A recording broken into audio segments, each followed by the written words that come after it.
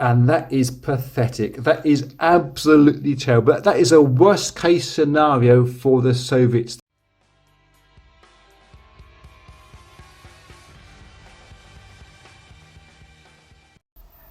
This is Axis and Allies 1999 edition on the 2 or Less channel. We are on turn number 5, video number 5, and we're on with Germany. Before we get going, may I mention that I make these videos in aid of a charity called Cure Parkinson's. You can guess what they're trying to do. There is a link to them below this video, one in the About section on the channel page. If you happen to have a spare dollar, euro, yen, yak, or British pound you could send to them, I'm sure that they'd appreciate it. So, Germany on turn 5 are buying themselves a couple of submarines, infantry artillery and a couple of fast-moving tanks.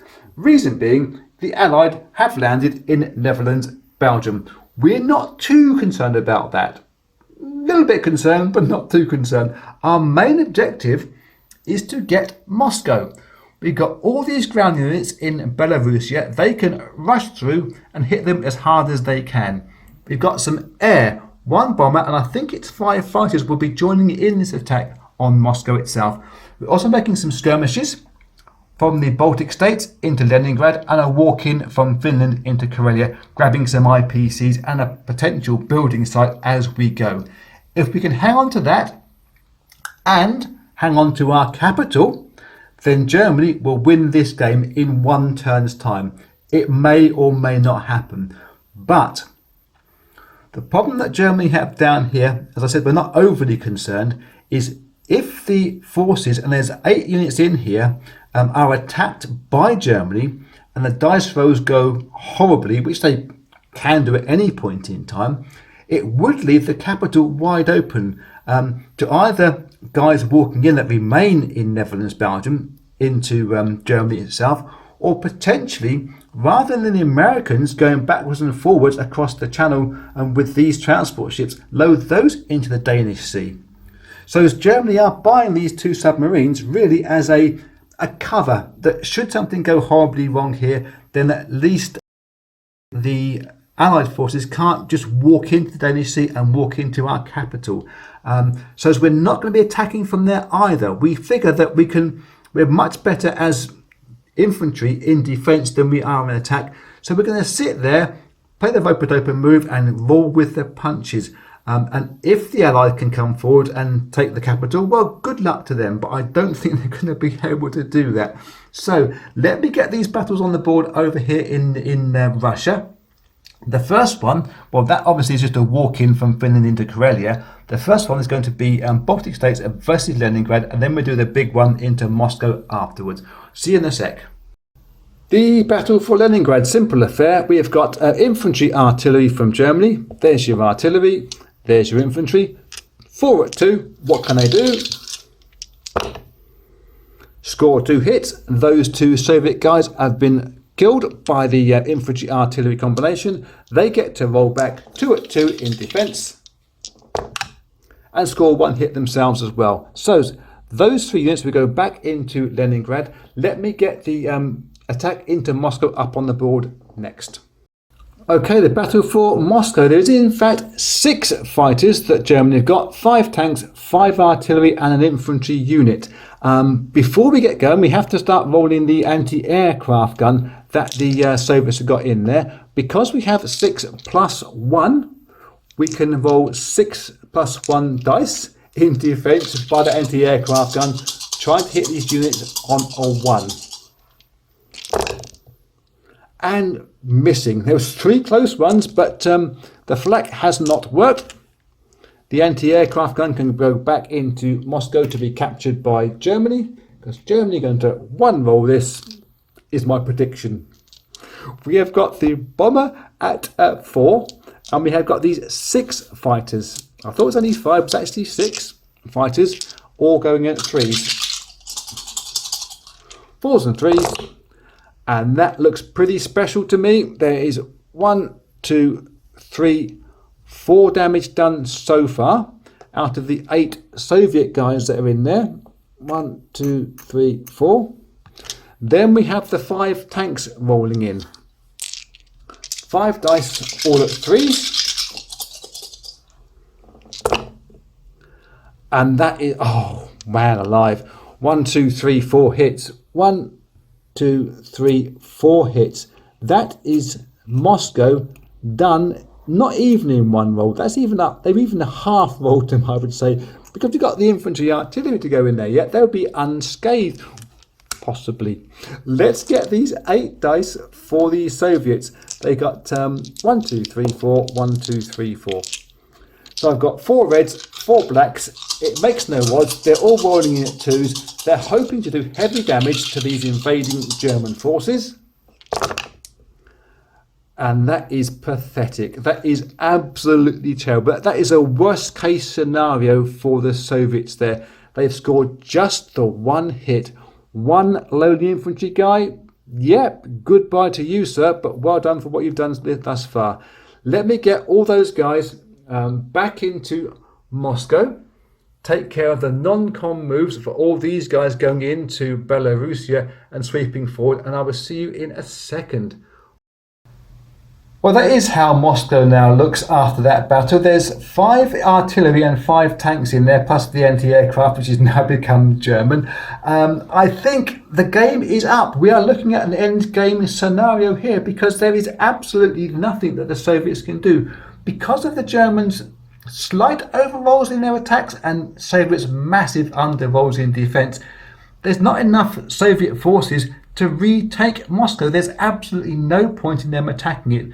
Should by some miracle the Allies take Germany centrally itself, should the Soviets attack Moscow, they will be leaving holes wide open for Germany to exploit, grabbing even more IPCs for their campaign. So all we can do, desperate times, desperate measures.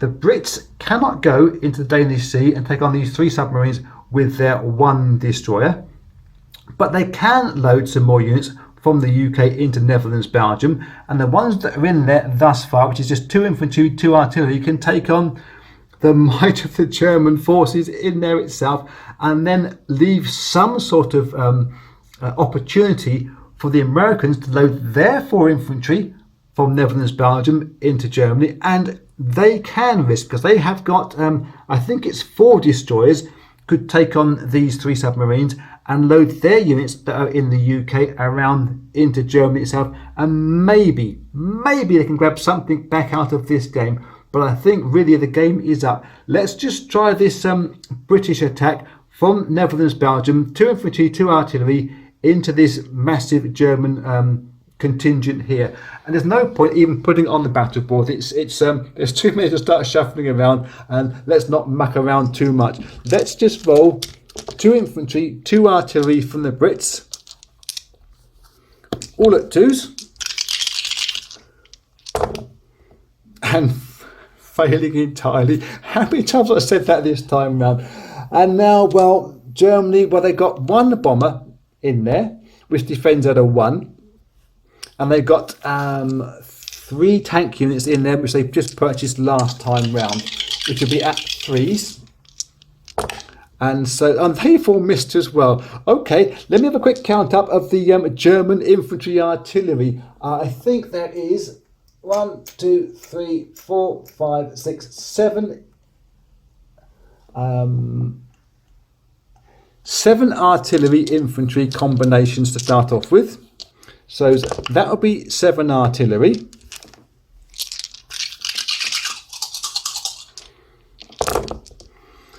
Who've scored more than the 4 hits that are required straight away without their infantry doing anything. So that is the Brits completely mushed out of trying to get into here. So let me take those units off of there, put Britain's reinforcement, which has only been some infantry, artillery, and I think it was 1 transport ship as well, back onto the board, and I shall start loading the Americans on for this battle up next.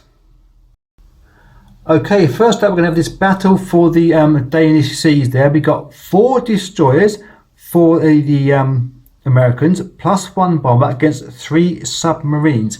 We've got to do that first before we do the land battle, because if it goes badly for America, these guys here won't make it across.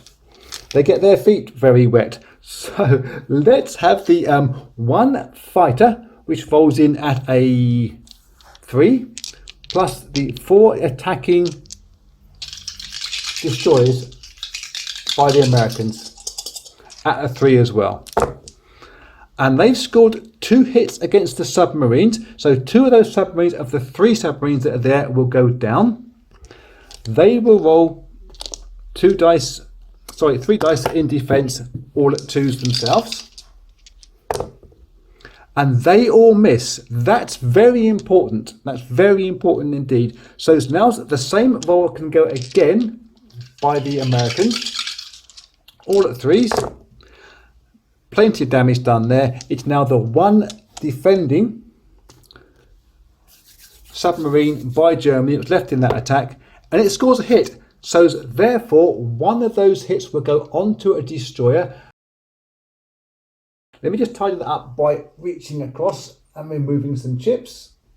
And now it is the big bomb. We've got this one anti-aircraft gun here that can fire at the American invading bomber first. It rolls in at a 1 and misses entirely. And we can now get on with the attack into Germany proper by these brave American soldiers. We get the bomber rolling in first at a 4 and missing. We've got 4 artillery, 4 infantry, plus 2 infantry running in naked. So we will get 8 dice first of all. 1, 2, 3, 4, 1, 2, 3, 4 in my hand. All going in at 2s. And that has been the story of this game so far for the Allied. Just the one hit out of all those dice. 1 German goes down. And then we have 2 at 1 for naked infantry running in. I use red dice. Maybe they'll be more lucky. No, they're not. So let's look at the German defence here. They have got 1 to 7, 7 artillery. There's 9 infantry plus 3 tanks. So 7 plus 3 is 10, plus 9 is 19. 19 at 2 before their bomber does anything. That's a heck of a lot of dice. Yeah. Here's 12 dice in my hand. And there's quite a lot of damage there. 1, 2, 3, 4, 5, and 6 damage done so far from that first 12. Well, that's all the infantry taken out. That leaves another 7 dice to bring us up to the 19.